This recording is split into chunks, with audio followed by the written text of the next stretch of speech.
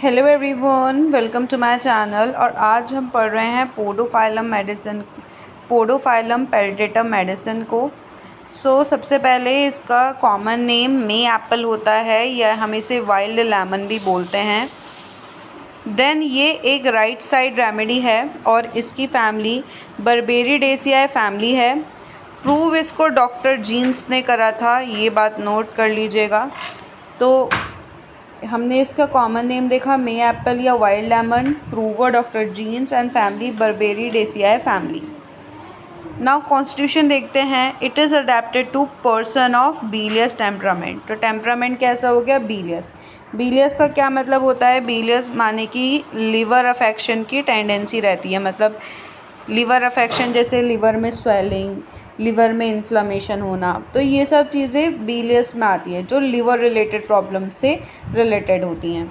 Who suffer from gastro intestinal derangement. तो क्या रहता है इनके बॉडी में गैस्ट्रो इंटेस्टिनल डिरेंजमेंट रहता है, मतलब इन्हें पेट और स्टमक एंड इंटेस्टाइन की समस्या रहती है, specially after the abuse of mercury. तो क्या अगर हमें बिलियस अटैक्स देखने को मिलते हैं मरकरी के अब्यूज़ के बाद, मतलब किसी ने मरकरी को बहुत ज़्यादा अमाउंट में कंज्यूम कर लिया है, उसका ओवर यूज़ कर लिया है, which is called as abuse.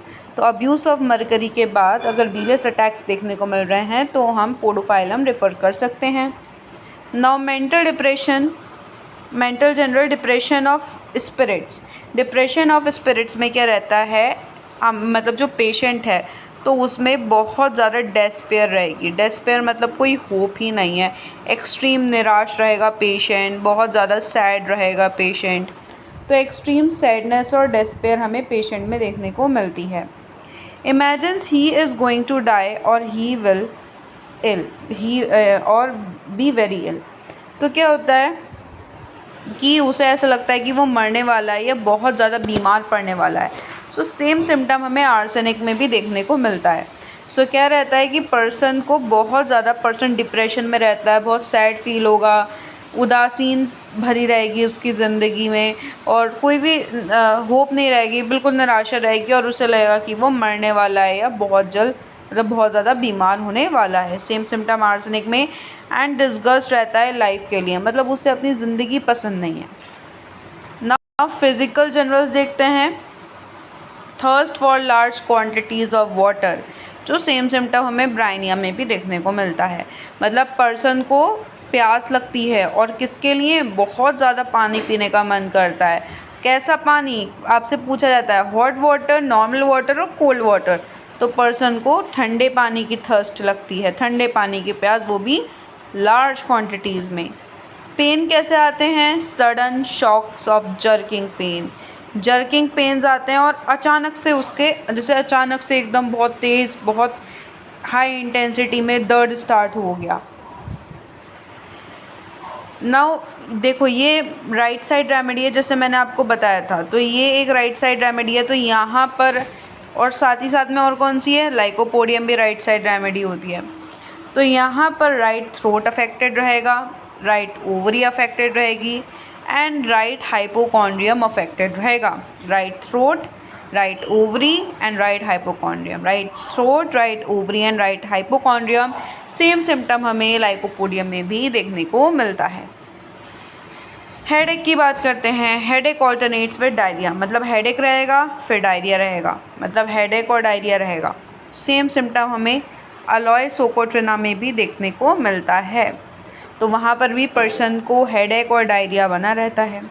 Headache कब रहता है? मतलब क्या होता है कि पहले हेडेक बना रहेगा फिर डायरिया, तो ऑल्टरनेट चलता है ना, कि जब हेडेक रहेगा तो डायरिया नहीं रहेगा, जब डायरिया होगा तो हेडेक नहीं रहेगा। तो हेडेक इसको विंटर में रहता है एंड डायरिया इसको समर में रहता है। तो हमें यहाँ पे समर डायरिया देखने को मिलता है। तो हेडेक विंटर में सर दर्द रहता है और डायरिया समर में रहता है। नाउ नेक्स्ट बढ़ते हैं आगे। Mouth difficult dentition. तो ऐसे बच्चे जिन्हें दांत आने में दिक्कत होती है, पेन होता है, डायरिया रहता है। Morning grinding the teeth at night. तो ये बच्चा मतलब मोर्निंग करता रहता है, जैसे कर्राहना जिसे बोलते हैं, तो वो मोर्निंग जैसी आवाज़ें ये निकालता रहता है, मेरे दर्द हो रहा है, इस तरीके से ये मौन करता रहता है।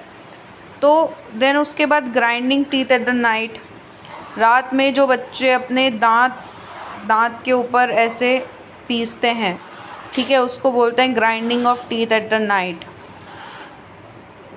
Intense desire to press the gums together, तो जैसे दोनों मतलब जो गम्स हैं उनको, वो अपर टीथ हैं लोअर टीथ है, तो उनको एक के ऊपर एक प्रेस करते हैं, ठीक है, उनको ये डिज़ायर रहती है, ठीक है।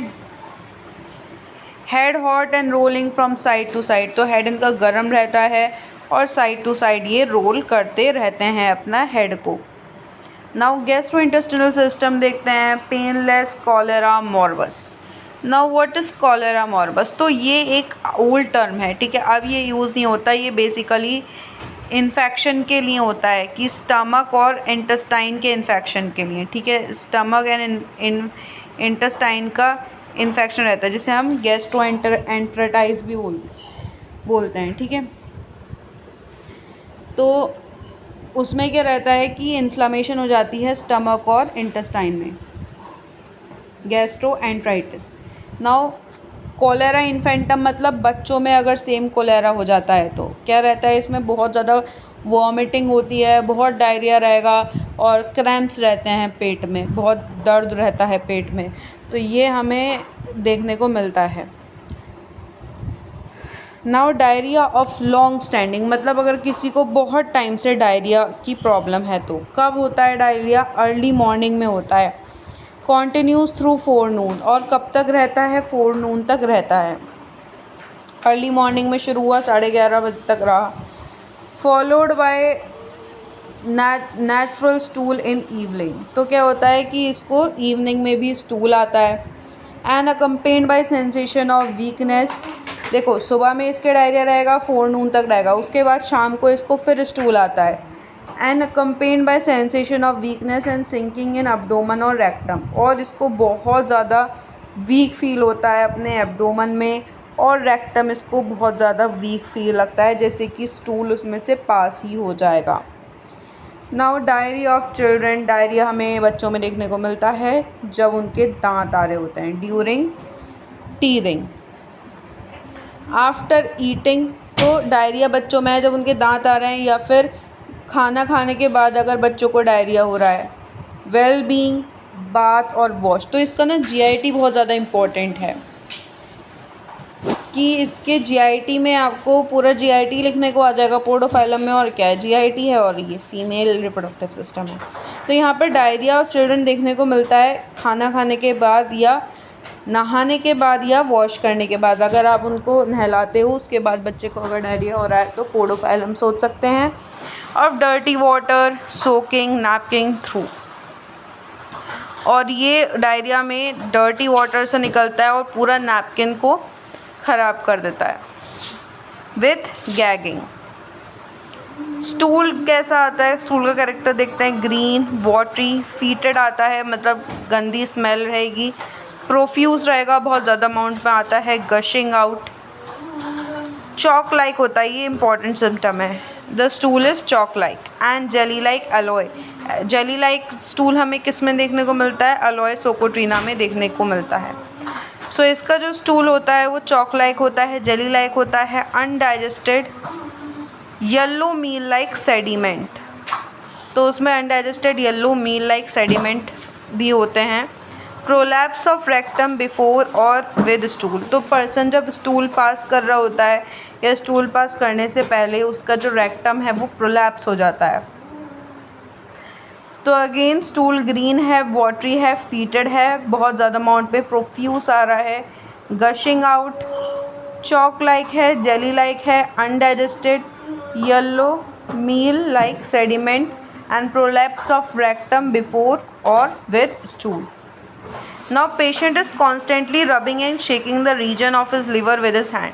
अब हमें पता है कि लिवर हमारा मेनली मेजरली राइट साइड में होता है, तो ये आपको पता है राइट साइड रेमेडी है। तो यहाँ पर बेसिकली क्या होता है कि पर्सन अपना जो लिवर का रीजन है उधर को कॉन्स्टेंटली रब कर रहा होता है, उसको शेक कर रहा होता है अपने हैंड से।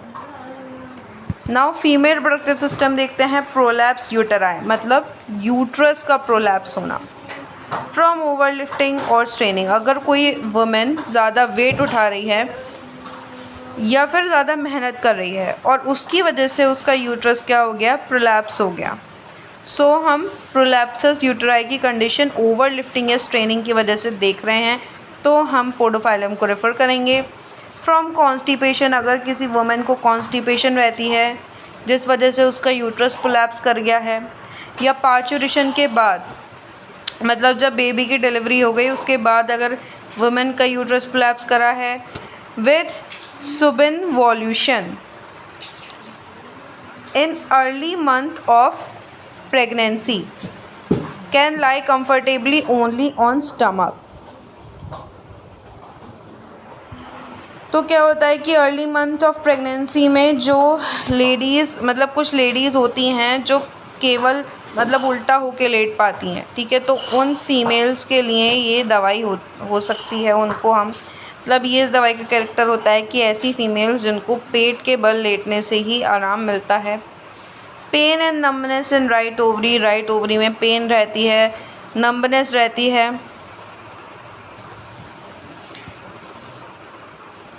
Running down thigh of that side, तो क्या होती है कि जो जैसे राइट ओवरी में इसके पेन रह रहा है, नम्बनेस रह रही है, तो जो पेन है वो थाई तक जा रहा है, ठीक है, उसी साइड के राइट साइड में रह रहा है तो राइट थाई में पूरा पेन जा रहा है। सप्रेस्ड मेंसेस इन यंग गर्ल्स, ऐसी महिलाएं जिनमें मेंसेस सप्रेस्ड हो गए हैं। वायलेंट क्रैम्प्स, एक्सट्रीमिटीज़ देख रहे हैं, वायलेंट क्रैम्प्स इन फीट, तो फीट्स में बहुत ज़्यादा दर्द रहता है, क्रैम्प्स आते हैं। Thighs with watery painless stool, तो कहाँ रह रहा है भाई, क्रैम्प्स आ रहे हैं फीट में, काफ्स में क्रैम्प्स आ रहे हैं जो हमारे पैर का पीछे वाला हिस्सा होता है, थाइस में इसके क्रैम्प्स आ रहे हैं, और साथ साथ में क्या रह रहा है, वाटरी पेनलेस स्टूल रह रहा है, वाटरी पेनलेस स्टूल रह रहा है। नाउ नेक्स्ट बात करते हैं फीवर की। पैरोक्सिम्स एट 7 AM, मतलब इसको फीवर के अटैक्स आते हैं 7 बजे सुबह मॉर्निंग में। With great loquacity during chill and heat, तो लोक्वासिटी का क्या मतलब होता है कि कोई पर्सन बहुत ज़्यादा बड़बड़ बोलता है, ठीक है, तो ग्रेट लोक्वासिटी मतलब कोई बहुत बोलने वाला पर्सन। तो जब इसको फीवर आता है तो ये बहुत ज़्यादा बोलता है। कौन सी स्टेज में, फीवर की भी स्टेज होती हैं, चिल स्टेज, हीट स्टेज, और बाद में स्वेट वाली होती है। तो इसमें क्या होता है कि जो चिल और हीट स्टेज हैं उसके टाइम पे ग्रेट लोक्वासिटी देखने को मिलती है। ये इंपॉर्टेंट है, वाइवा पर्पज़ से आपसे पूछा जाता है कि भाई ग्रेट लोक्वासिटी चिल और हीट स्टेज में कौन सी मेडिसिन में देखने को मिलती है, तो वो आपकी पोडोफाइलम है। और क्या होता है, जब ये सो रहा होता है, बुखार इसको है, सो रहा है, तो उस टाइम पे इसको बहुत ज़्यादा अमाउंट में पसीना आएगा। Sleep during perspiration. एग्रावेशन कब रहता है भाई, अर्ली मॉर्निंग में एग्रावेशन रह रहा है। Same symptom alloy, nux, vomica and sulphur में है। इन हॉट वेदर में एग्रावेशन है, और डेंटेशन पीरियड में इसको एग्रावेशन है। सो आई होप आपको वीडियो पसंद आई होगी। Please don't forget to like, subscribe and share my channel. Thank you.